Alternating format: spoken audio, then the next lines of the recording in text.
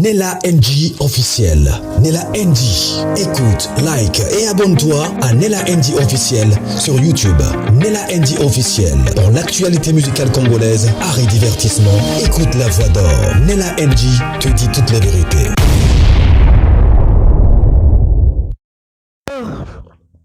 Makama maman livre ko makam sus. Depuis ton maman livre. Qu'est-ce qui se passe dans maman livre? Qu'est-ce qui se passe dans maman livre? Depuis ton maman déjà, je crois, on a 3 chaînes. Moi, on a qui ça fait 2 jours.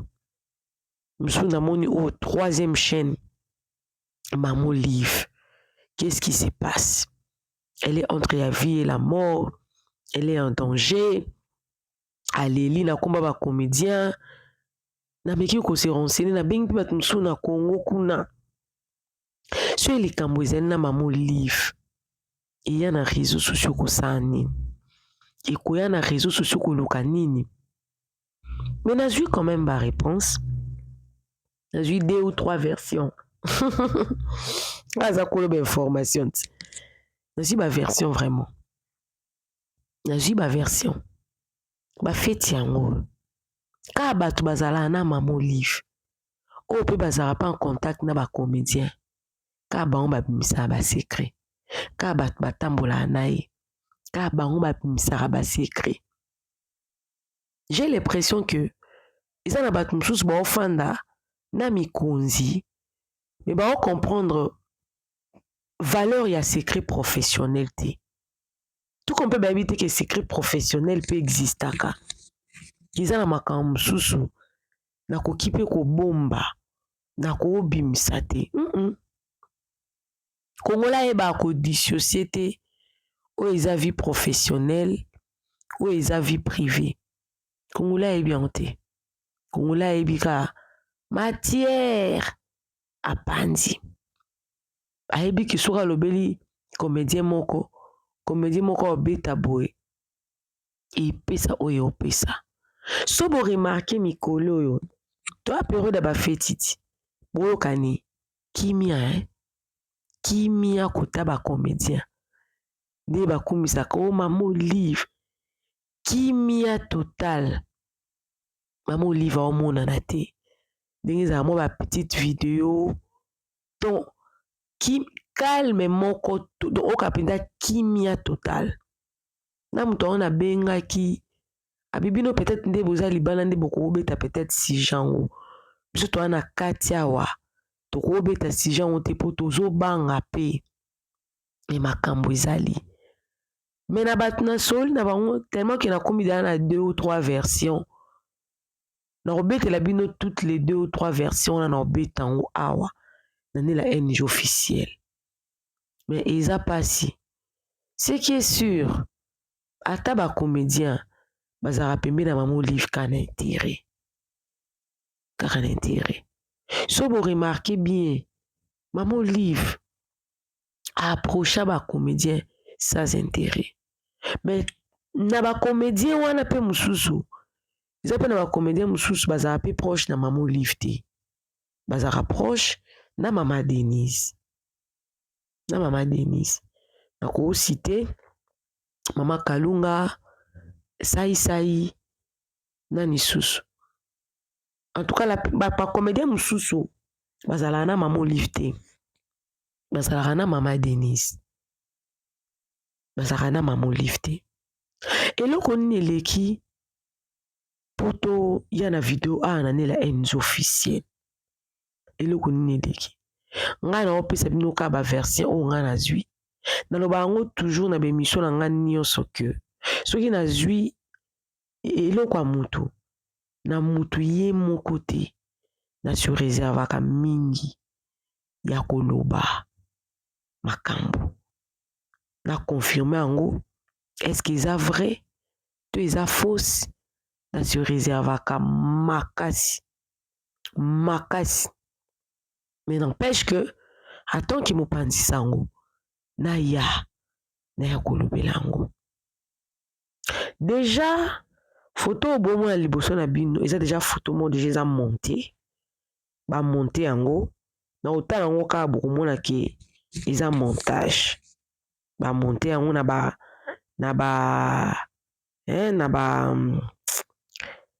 ba logiciel de montage nde basalaka bafilme ya Nigeria quoi nde basalaka bafilme ya Nigeria bakreaka batie mwa boye bachange et tout po epesa bato mwa profil ya bien et tout komona na mona photo ekozala nango mpe likambo ezali mais peut-être représentation kaka nde moto atie na ye kaka po alakisa kaka ke il y a vraiment un problème vous voyez voilà mais il y a vraiment un problème parce que nazwi 2 ou 3 versions première version oyo nga nazwi eza que Mama Olive Lembe a se retrouvé na poison. Poison a se retrouvé nango ezali dernière fois oyo a voyagé qui na ba comédien. Dernière fois ba o ba yebi dernière fois mama Olive a voyagé qui na ba comédien. Tanga zongi mama Olive a belaki. Bato baza proche ndi ba betaki. Mama Olive a belaki. Tango abeli baki kosala ba examen kande ya misana kosala ba examen e kotombe ki mama Olive aza une fois de plus na poison asilikaki makasi parce que mama Olive aza mkonzi aza moto oyo afai na Kabila Joseph Kabila azala approche ya bacomédien te. En tout cas, aza na monde na ye ya part. Aza na monde na ye oyo ya se créa. Non, tala Kabila Kabila Joseph Kabila. Il a un monde vraiment séparé. Na monde ya Olive Lembe. Olive aza gentil. Olive a approché la population. Kabila a un peu réservé. Même attendez Kabila longwa qui pouvoir. Tout ce qui est na somo naï. Du coup la somo a nyoka. Nyoka ta koufi. Batozala ka na somo naï. Tout ce qui est na somo naï bongo. Par contre maman Olive a créé qui moi monde naï. Na gentillesse na zaranango. Elle était proche na ba comédien. Elle est restée auprès des comédiens. Et ça, elle a 3 ou 4 ans. 3, 4 ans, même 5 ans. Depuis maman Olive, elle a permis d'avoir comédien. Ça, elle a 4 ans, 5 ans. Elle est vraiment proche des comédiens. Elle a créé aussi son monde à elle. Maman Kamoupe, bima pe belé. Babouzo bao bapote pe na bariachou. Tout ça là, nyo soana. Ils allaient vraiment un impact était parce que jusque-là, il n'y avait rien. Mais tant que tu voyages à Souka Baoutaka, on dirait voyage à Lubumbashi. On va kindara na bazuma, kindara ba comédie belé. Na bazuma, vraiment belé ou kindara na bango wana. Tant que bazongi après quelques temps, maman Olive a belaki. Tant que basali ba examen, ba yekomo na maman Olive azaki na poison. Disco Joseph Kabila a tombokaki makasi. Balobi même alingaki abomaye parce que selon Joseph Kabila balobi atiaki vie nae en danger. Aotia vie nae en danger. Ayebi combien est-ce que ndenge na Congo ezalaka un peu mbutu na bango. Aotia vie nae en danger. Voilà ce qui est arrivé. Alobela qui depuis Kalamakamba ba comédien. Mais elle veut créer son monde à elle. Babi a tomboka e makasi. A beta ki e makasi. Pour na makamba comédien. Ni en monaki. Maman Olive assez restreint. Assez, comment dire. Ami poussala ki penza. Moi boye moko. Ami créa ki moi monde pe a e moko na moi pembe na e moko. Et le ko la bango mo baba konte ba poison. Baby ndeni basalaka poison et tout. Basa ba konte ba poison. Pour boye baka ba série o maman Olive akataka suki wana. Bato banda ko soupçonner za ki soit cancer, soit poison. poison na to kaka babi batia Maman Olive à partir à suki muto akangaka ye suki nde elekalaki na ye soki pe ya lokuta soki pe ya solo point d'interrogation et à partir à poison wana balobelaka ye ke akoki so s'exposer na poison mosusu te parce que nzoto na ye ekozwa temps ebele po ese reconstituer lisusu. Si vous remarquez bien, à partir de là, quoi, na Maman Olive, ayaka esumu munene te. Ayaka esumu munene te. Parce que musu babaki, izaki cancer, batusu balobaki, izaki poison. En tout cas, eyeba naka lisusu position te. Il n'y a pas de position. Pas de position. Eyeba naka lisusu te. Mais est-il que musu balobaki o izalaki rein denema ko tomonaki banani oyo Barcelone o bakendaki soki na coquette soki na nani mpona batala soki rein ya nani oyo ekozala compatible tout là mais eyaki nango koleka balobaki ke Maman Olive nzoto na ye anticorps na ye ekosupporter sous poison mosusu te il faut ça l'attention il faut amibate là. Alors, Oli Joseph Kabila pe asa genre bato yo asa mwasi na ye soki mwasi na sepeli wana ezosala esengo moni ezaka toujours na mwa différence ya mwasi na yo oyo bala ata na ndako ya lokwa papa libanda noza président ezalaki passion ya mwasi na ye ayebisaki aapproche bacomédien mais azala prudente eto ntango likambo ya poison wana eye balobi Joseph Kabila alingaki aboma ye na kobeta moto ada na poison na nzoto wana oyo selonga ndenge moto apesi nga information parce que so botali bien information oyo bato ya Congo baobeta yango te bato ya Congo baobeta yango te baobeta yango ndeni prison yaya bazobanga prison mwe babeta yango eza te yango moni makambo Maman Olive ezaka mpena matière te mpo bazobanga mokama te babi poison wana eutaki na bacomédien selon ndenge Maman Olive expliquaki po voyage ya suka bakendaki na Lubumbashi bazalaki bango nyonso na babelvi poison sikoyo babandi komituna est-ce que eza poison ntango ekome na bacomédien entre bango babandai mpe kosika omoni bandai kosika babi entre bango bacomédien bazobete solo balobi seke poison yango Maman Olive nde ayaki nango mpo atiela moko na bango akufa ndenge amesana nde sikoyo bamoni retour à l'expéditeur bango baseki susu Maman Olive nzoka bato bazalaki wana basalaki nini baenregistraki yango nde batindi na ndenge mpe komelaki Maman Olive.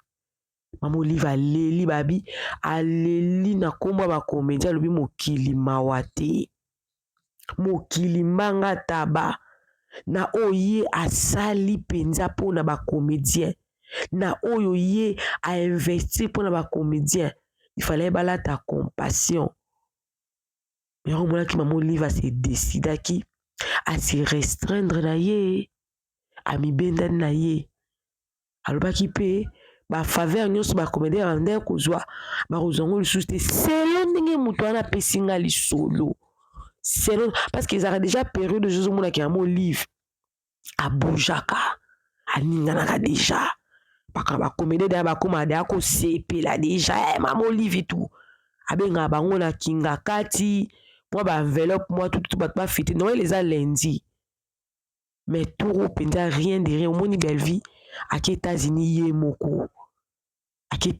moko donc rien du tout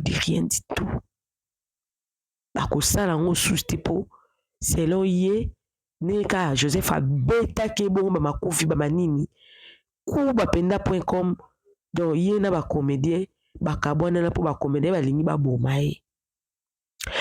Deuxième version oyo nayoki ebimi kaka na batuka oyo nabengaki wana bapesaki nga baversion ebele ezaki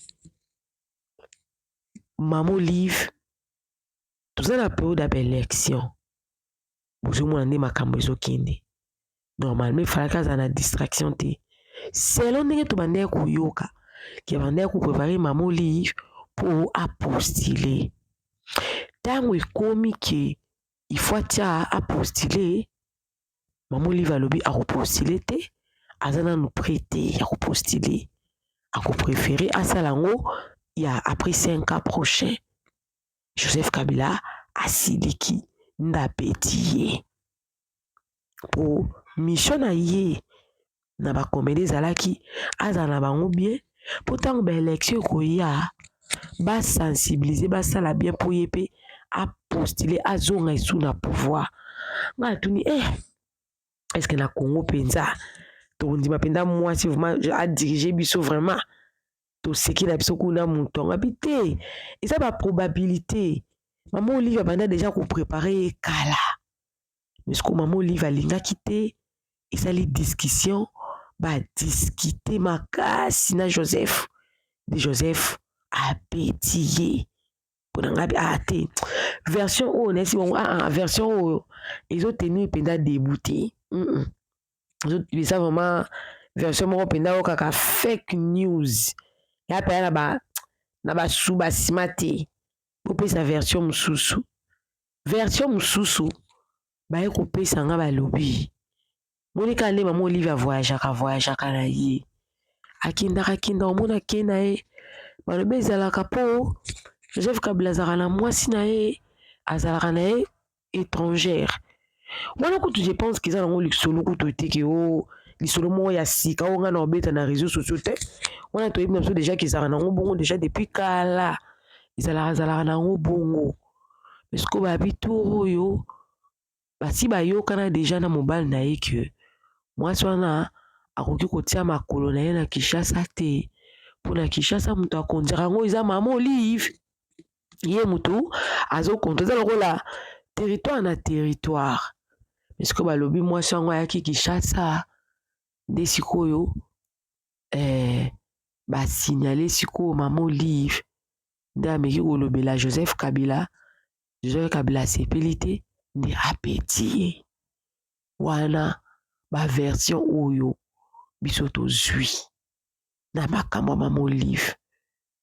Balobi misusu aza entre la vie et la mort po poison wana likambo sikoyo ya poison nde ezotenir un peu poison wana eza na nzoto selon bato babe uti mpe bacomédien bacomédien balobi ke alingaka atiela bacomédien mosusu kaka nde bamaki no tel moto akufi moto anguta abi nela shu bolingai bozwa kaka ke no comédien moko bakufi nzoki eza baja Mama Olive asalaki mpona basakrifie bazwa esusu mbeka me esimbi te yango wana epesi boye babiloko mosusu na boyi nanga koloba awa mpo naza na baconfirmation na yango te naoya babimisa eloko boye créer bapolémique nalobi yango avec beaucoup de sagesse omoni ngai nalinga te koya koaffirme eloko oyo moto abeteli ngai moko na monoko na ye te naloba yango toujours ke aussi longtemps ke moto abeteli ngai eloko na monoko na ye te ngai nakoya kobimisa eloko te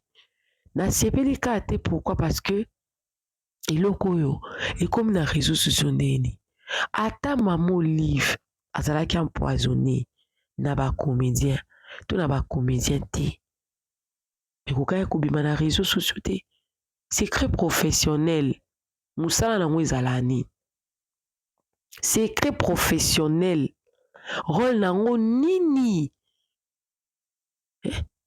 bato tozotravaille na bango baza ata na secret professionnel ata moke te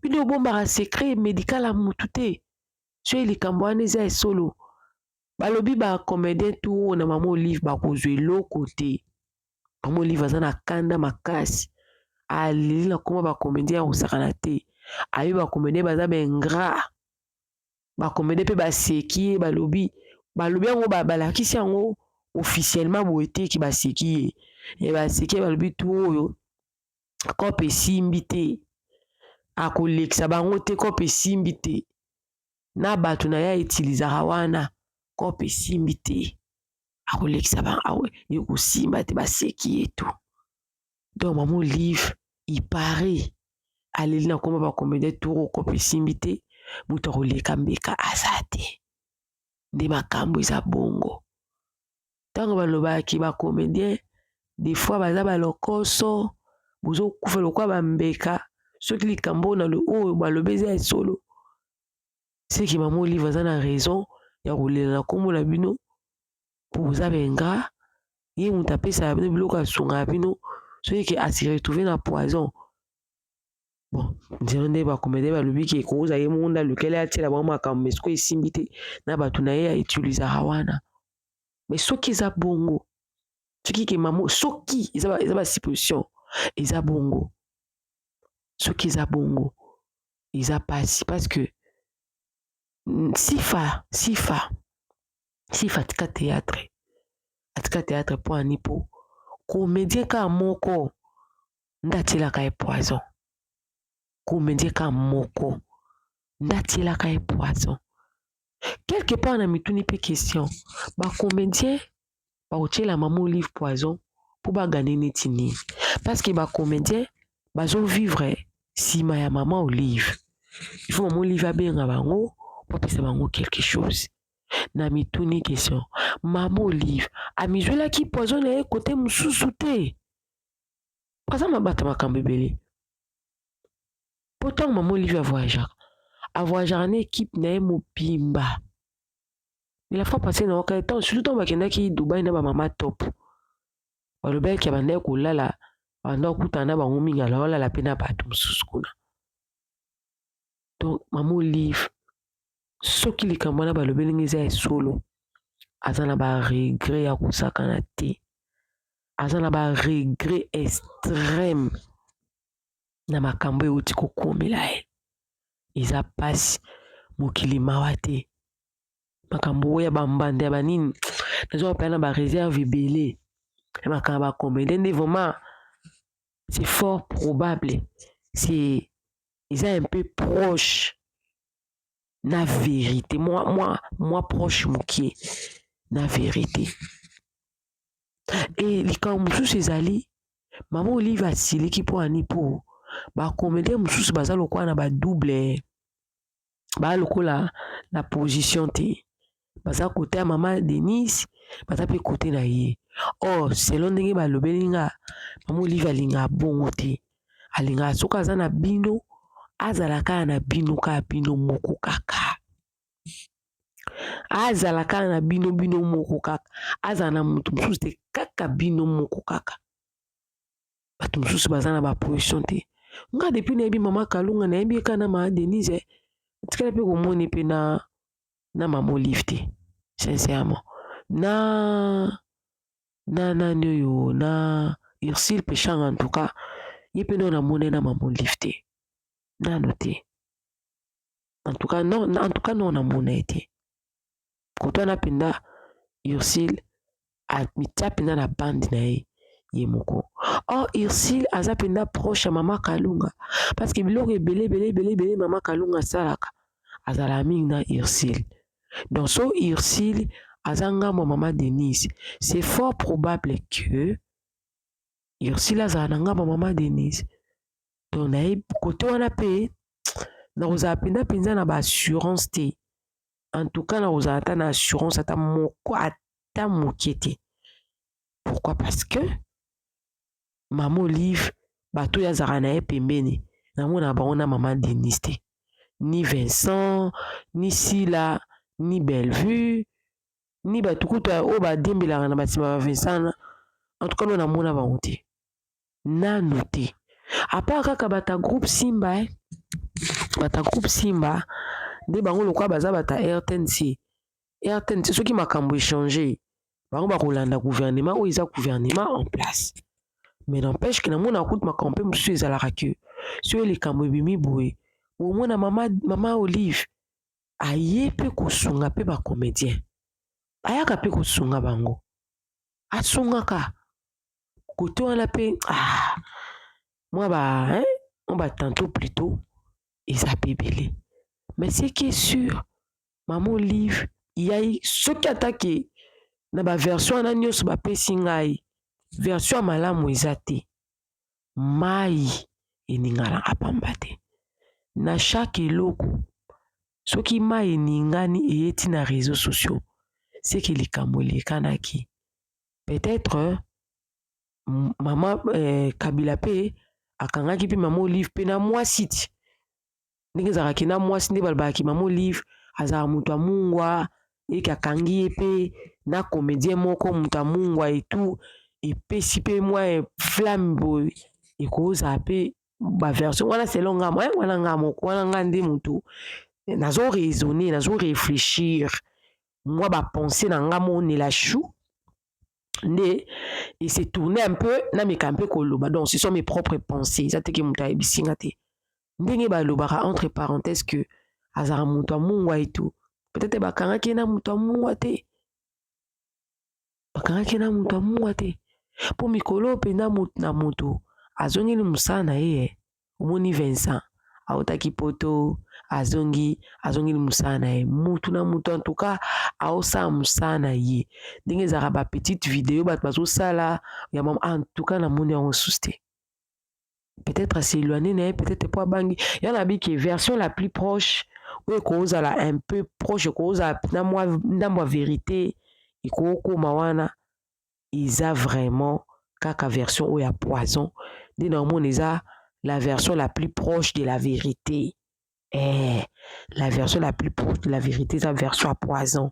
Et que ce maman Olive à l'île de quoi comédien à se débarrasser na monde na comédien pour na poison na ko le ba kiza fort probable et ça les kambo solo kiza poison parce que na monde na comédien surtout baza capable à nyonso pour na mbongo. Parce que eza na ba politicien mususu pe balinga pe mama Olive te balinga pe ba déstabiliser pe mama Olive parce que soko suis déjà mama Olive soko déstabiliser mama Olive quelque part au déstabiliser pe Joseph Kabila parce que moi net ba période à Mobutu ba musu bazaki po akanga mobali bien fa luka bimana mwasi na ye soka bimina mwasi na ye nda okanga donc akanga Moutouana bien, surtout spirituellement. Peut-être physiquement, bakoki pe ko déstabiliser Joseph Kabila te, bako déstabiliser pe maman Olive te. Mais so balande lo na ndenge ke balande na ndenga sima na bomoto, baluka ba éliminer maman Olive na bomoto bo. Et koki pe ko déstabiliser pe maman Olive parce que ndenge bato balwaka entre guillemets Joseph azana Congo po na maman Olive aza congolais na biso. Et que lelo soka azay souste ba bomi c'est ka kufi. Vous avez peut-être na moi accès peut-être difficile pour na faire na mboka na biso peut-être ça na okaka ba supposition et ça supposition na pesi bato ba piste belé il y a réflexion mais peu importe la version des faits ou ekoki kolobama na réseaux sociaux et yé elobami il y a eu un problème que ces problèmes qui a avec le comédien Maman Olive et Joseph Kabila. Maman Olive afanda na lola te afanda na mokili apena bato basolo laka bato musubi peut-être abetela ma solo tant balobaka ke likambo izaka secret so izaka epana aussi longtemps que likambo ane longue epana ko epa mutu musu eza so secret c'est fort probable que soki eza likambo et que les kana ndenge ba comédien ma eningani ebimi na réseaux sociaux kaka bato bazaka tout autour à maman Olive et que si maman Olive a décidé à sa musique ba comédien a osa peine torte po mutu musu aza capable ba pesi par exemple ndaku pour ça maman Olive mabe a osala na ye parce que congolais moi richesse tozala na ngwa munene ya makasi pe na mboka na biso ezaka pe richesse a kimotema mabe eza pe na ba probabilité ebele. Coucou à tous les Nela Chou, les Nela Cœur, les Nela Love et bienvenue à tous mes nouveaux abonnés. Les Kambo Koyaki, na monde on a ba chaîne ebele. Miki ko landela. Pona me kampe ko sala pa analyse nanga. En tant qu'analyste, na ma ba information miki on a miki ko récolter on a zui. Na elibino na Nela NG officiel. Na ta nkomba mutu te, na cité ko mutu mona ndé moko mabete. Na elibino ka information. Alors, ceux qui ont un poison, en dehors à bakisi tosambela mpo na ye nzambe asali grâce mpo asunga bacomédien mpe ebele aomérite kokufa te epuis aokufa te. Tokutani prochainement soki nazwi version mosusu naosala bino mpe lobi mpe bosepela nango. Que Dieu vous bénisse. Bye. Nella NG officiel. Nella NG. Écoute, like et abonne-toi à Nella NG officiel sur YouTube. Nella NG officiel. Pour l'actualité musicale congolaise, art et divertissement, écoute la voix d'or. Nella NG te dit toutes les vérités.